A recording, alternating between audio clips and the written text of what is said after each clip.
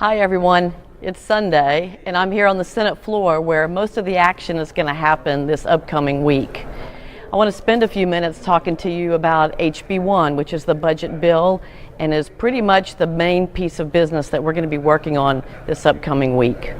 I'll show you where my desk is, where all the action really happens. So this past week, the Senate Finance Committee spent a lot of time interviewing agency heads and hearing testimony from the public about the cuts that were being proposed in HB1. As we talked about before, the House proposed a standstill budget, which was about $200 million less than what the governor had originally proposed. What the Senate ended up doing is having to make a few major adjustments. First of all, in Senate Finance, we had to recognize about $80 million in supplemental needs for this current fiscal year. Those are things like the MFP and Department of Corrections, things that are based on a headcount basis that we're going to have to fund in next year's budget, $80 million. The other thing that happened since the bill left the House and before it came to the Senate Finance Committee is we had a new revenue estimate done by the Revenue Estimating Committee, and they projected decreases in revenue that totaled about $35 million. So right off the bat, the Senate Finance Committee was faced with having to put $115 million back into the budget. We added a few things back for some agencies that needed additional funding, we felt like, particularly in the areas of education, child welfare, and mental health, whereas other agencies were given additional cuts. So the bill will go back to the House, and they will have an opportunity to concur with the amendments that the Senate added.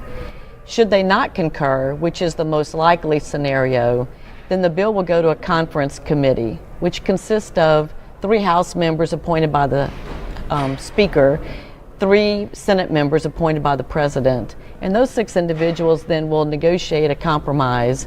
This is really where the philosophy on spending all of our revenue versus a standstill budget will play out.